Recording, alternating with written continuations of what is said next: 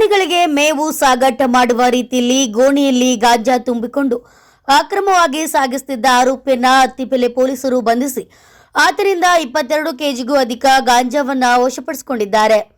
ಬಂಧಿತನನ್ನು ಒಡಿಶಾ ಮೂಲದ ಋಷಿಕೇಶ್ ಎಂದು ಗುರುತಿಸಲಾಗಿದ್ದು ಆತ ಚಂದಾಪುರದಲ್ಲಿ ವಾಸವಾಗಿದ್ದ ಎನ್ನಲಾಗಿದೆ. ಆನೇಕಲ್ ತಾಲೂಕಿನ ಅತ್ತಿಬೆಲೆ ಪೊಲೀಸ್ ಠಾಣೆ ವ್ಯಾಪ್ತಿಯ ನೆರಳೂರು ಸಮೀಪದ ನಿರ್ಜನ ಪ್ರದೇಶದಲ್ಲಿ ಗಾಂಜಾವನ್ನ ಸಂಗ್ರಹಿಸಿ ಅಲ್ಲಿಂದ ವಿವಿಧ ಸ್ಥಳಗಳಿಗೆ ಹಂಚಿಕೆ ಮಾಡಲು ಸಂಚು ರೂಪಿಸಿದ್ದ ಎಂದು ತನಿಖೆಯಿಂದ ತಿಳಿದುಬಂದಿದೆ. ಖಚಿತ ಮಾಹಿತಿಯ ಮೇರೆಗೆ ದಾಳಿ ನಡೆಸಿದ ಅತ್ತಿಬೆಲೆಯ ಪೊಲೀಸರು ಅನುಮಾನಾಸ್ಪದವಾಗಿ ಗೋಣಿ ಹೊತ್ತು ಸಾಗುತ್ತಿದ್ದ ಆರೋಪಿಯನ್ನ ತಡೆದು ಪರಿಶೀಲಿಸಿದಾಗ ಗೋಣಿಯಲ್ಲಿ 22 ಕೆಜಿಗೂ ಅಧಿಕ ಗಾಂಜಾ ಪತ್ತೆಯಾಯಿತು. ಹೊರ ರಾಜ್ಯದಿಂದ ಗಾಂಜಾವನ್ನ ತಂದು ಕರ್ನಾಟಕದಲ್ಲಿ ಅಕ್ರಮವಾಗಿ ಮಾರಾಟ ಮಾಡಿ ಯುವಜನರನ್ನ ಮಾದಕ ವ್ಯಸನದ ಜಾಲಕ್ಕೆ ಸೆಳೆಯುವ ಉದ್ದೇಶ ಹೊಂದಿದ್ದ ಎಂಬ ಆರೋಪವು ಕೇಳಿಬಂದಿದೆ.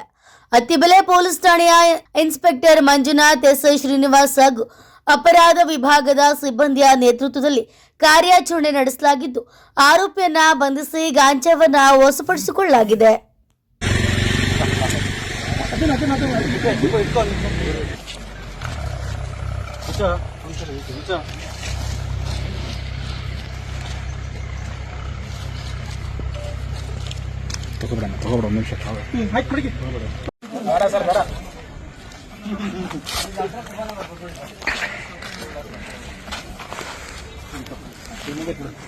ಈಗ ಎಮ್ಮು ಕೊಡ್ಬೇಕು ಊಟನ ಹೆಸರು ಹೇಳ್ತೀನಿ ಎಮ್ಮ ಸರಿ ಫೋನ್ ಮಾಡವಳೆ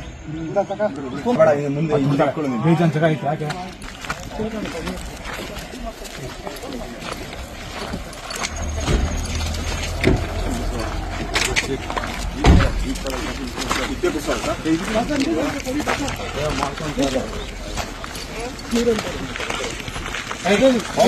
ಹೋಗ್ಬೇಕಿತ್ತು ನಾನೇ ಎತ್ಕೊಂಡ್ ಗೊತ್ತಾ ಅದನ್ನ ಜೋಪಾನಾಗಿ ಇಟ್ಟಿದ್ದೀನಿ